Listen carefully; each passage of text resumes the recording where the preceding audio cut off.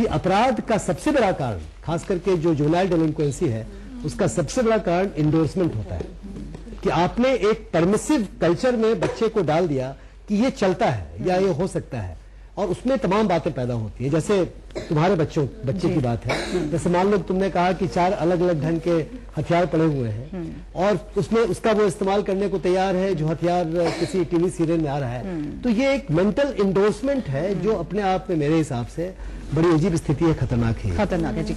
और कौन है? हाँ, आप बोलेंगे। हाँ, बताइए। एक्चुअली हमारा समाज आज आधुनिकता की ओर दौड़ लगा रहा है और हमें पता ही नहीं चलता कि हम आधुनिकता के इस दौर में जा कहाँ रहे हैं।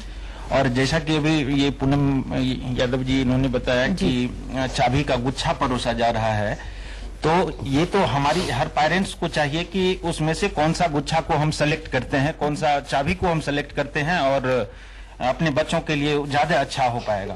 और इन्होंने कहा एक और चीज मैम कि वर्तमान समय में जितने भी पेरेंट्स हैं उनका दायित्व बनता है कि हमारे बच्चे के लिए क्या अच्छा है क्या बुरा है, हम उस ओर ज्यादा ध्यान दें। खास करके दूरदर्शन के साथ साथ जो सबसे अधिक मानसिकता को दूषित कर रहा है वो है सिनेमा।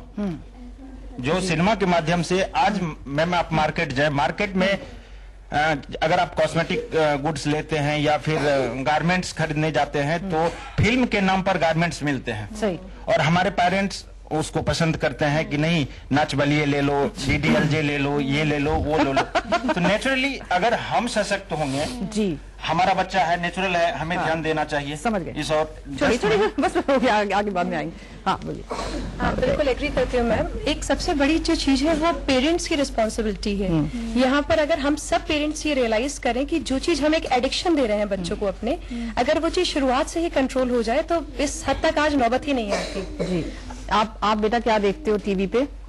मैं एक तो टॉम एंड जेरी कॉमेडी वाले कार्टून देखते हो या फिर भगवान जी वाले कोई देख लेते हो?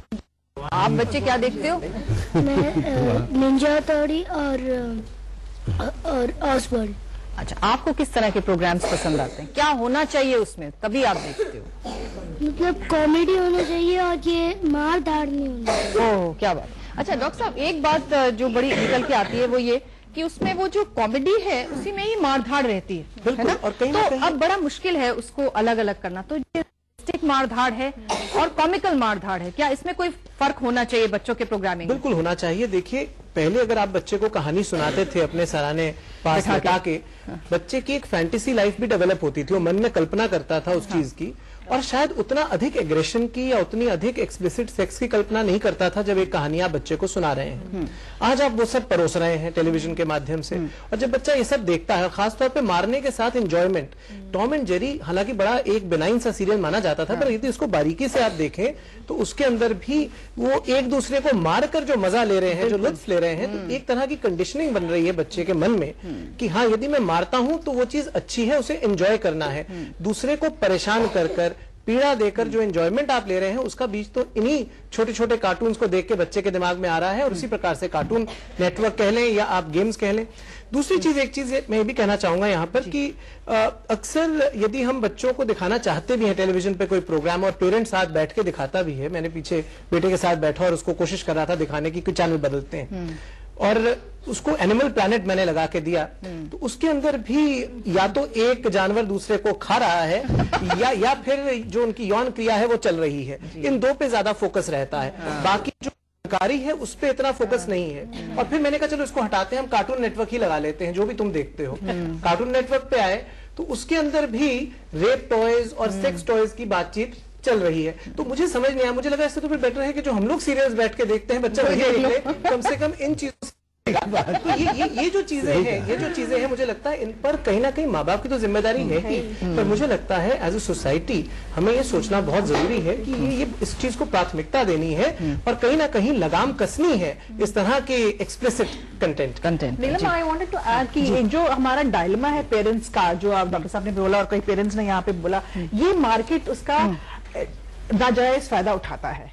और जैसे आपने बोला कि ड्रेसेस होते हैं, कपड़े होते हैं, मैंने आपको बताया था कि जो प्रोडक्ट्स बिकता है उसमें बच्चों का असर और बच्चे जो खरीदते हैं उन पे इतना शोध किया गया है और इतना स्टडी किया गया है। आप देखेंगे बच्चे कभी कभी ज्यादा एडवर्टाइजमेंट देखते हैं, प्रोग्राम आता है तो मम्मी देखती है और एडवर्टाइजमेंट आता है तो बच्चे देखते हैं, क्योंकि उनको एडवर्टाइजमेंट ज्यादा पसंद आते हैं। वो इस तरह बनाए जाते हैं कि वो बच्चों को अट्रैक्ट किया जाए।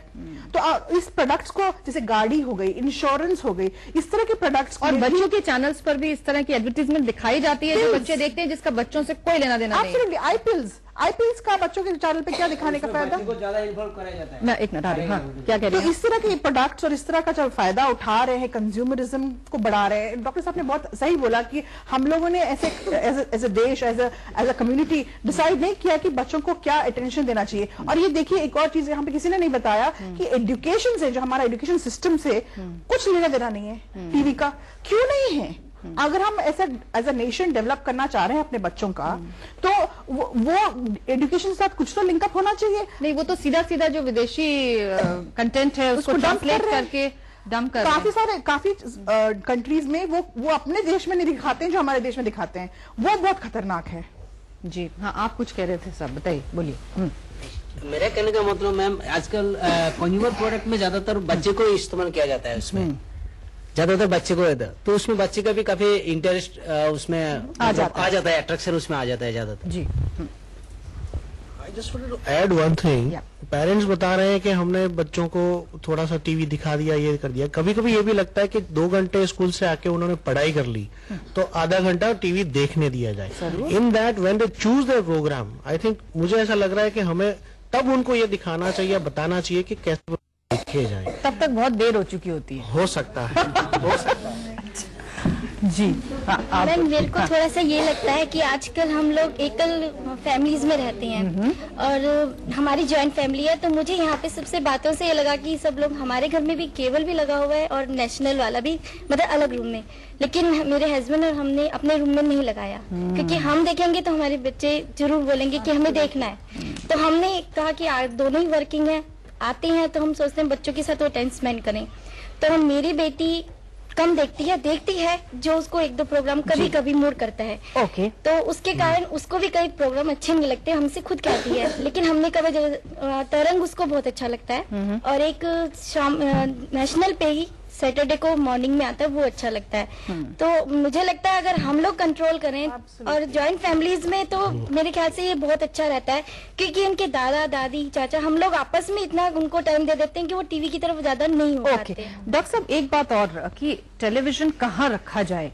ऐसा कहा जाता है कि टेलीविजन बेडरूम में बिल्कुल नहीं होना चाहिए, वो या तो कहीं गेस्ट रूम में हो या कहीं ऊपर जाके हो, जहाँ पर इजी एक्सेस में ना हो बच्चों के। क्या वाकई इससे फर्क पड़ता है? इजी एक्सेस से ज्यादा मैं कहूंगा बल्कि ऐसी जगह होना चाहिए जहाँ किसी ना किसी की नजर जरूर रहे कि बच्चा क्या देख रहा है। अच्छा, ओके। ताकि बच्चा यदि कुछ देख भी रहा है तो उसे पता रहे और कहीं ना कहीं देखिए एक नियंत्रित तरीके से। ये तो फिर ये हुआ कि बेडरूम में आप रखिए टीवी। बेडरूम में तो नहीं, मैं ये कहूंगा कि बेडरूम से हमें बाहर निकलना चाहिए।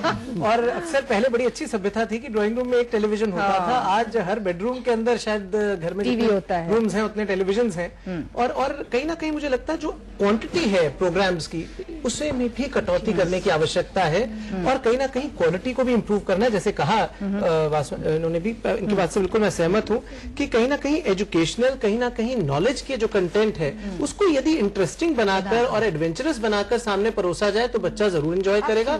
और साथ साथ फिजिकल प्ले भी बच्चे को उसमें भी इंडल्ज करना है ताकि क्रिएटिविटी बच्चे की फ्लो करे। ओके, हाँ मैडम बताइए। मेरे साथ क्या है कि मेरा बेटा जहाँ एक रोटी खाता है वहाँ टीवी ऑन कर दिया तो अच्छे से खा लेता है, तो मुझे लगता है चलो उसका भी पेट भर रहा है, टीवी देख ले पर खाना खा ले, डाइट थोड़ी अच्छी ले लेगा, तो मुझे यहाँ थोड़ा फायदा हो जाता है। तो यहाँ एक छोटी सी मैं बात कहूंगा, अक्सर केसेस आते हैं हमारे सामने जहाँ चाइल्डहुड ओबेसिटी है।